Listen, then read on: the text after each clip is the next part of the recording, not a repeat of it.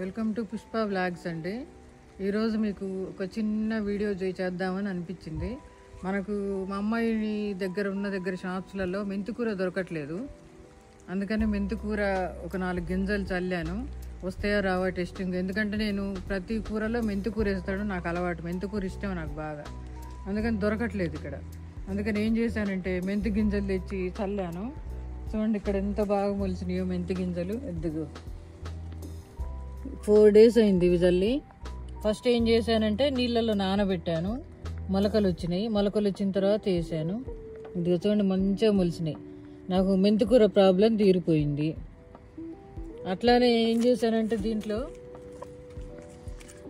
పచ్చిమిర్చి కూడా కాస్ట్ ఎక్కువ ఉన్నాయి. అందుకని ఈ ఎగ్స్ డబ్బా ఉంది కదా, ఈ ఎగ్స్ డబ్బాలో చూడండి మిర్చి వేసా.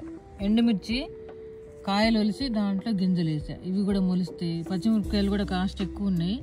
దీంట్లో నుంచి పీకి సపరేట్ చేద్దామని. వర్షం పడుతుంది కదా, వర్షానికి బాగా వచ్చినాయి చెట్లు మెంతికూర. ఇదిగో ఇక్కడ కూడా పచ్చిమిర్చి గింజలు వేసానండి. చూడండి ఇదిగో ఇవన్నీ గింజలు వేసా. వర్షం వస్తున్నదని చూడండి గింజలు కనిపిస్తాయా. ఈ పచ్చిమిర్చి కూడా కొంచెం కాస్ట్ ఉన్నాయని ఇక్కడ కూడా తవ్వేసి వేసా. కాస్త ప్లేస్ బాగానే ఉంది ఇక్కడ. నాకు తెలియదు ప్లేస్ బాగుందని తెలియదు నాకు. లేదా తెలిస్తే చాలా విత్తనాలన్నీ పట్టుకొచ్చేదాన్ని. ఇదంతా గార్డెన్ చూడండి ఖాళీగా ఉంది, బాగుంది. ఇది చెట్లు చూడండి, గార్డెన్ బాగుంది. ఈ కింద ప్లేస్ ఉందని నాకు తెలియదు అసలు. తెలిస్తే గోంగూర, పాలకూర అవన్నీ విత్తనాలు తెచ్చి వేసుకునేదాన్ని. మనకు ఇక్కడికి వచ్చిన తర్వాత చూసా, అయ్యో బాగుంది ప్లేసు. ఇది అదంతా ఖాళీ ప్లేస్ ఉన్నది చూడండి అక్కడ. ఇదంతా చల్లుకోవచ్చు. ఈసారి వచ్చినప్పుడు మా అమ్మాయికి కొరియర్లో గింజలు పంపిస్తా. పాలకూర, గోంగూర అట్లా వేసుకుంటే మనకి గోంగూర దొరకదు ఇక్కడ. పాలకూర బాగానే దొరుకుతున్నది కానీ గోంగూర దొరకట్లే.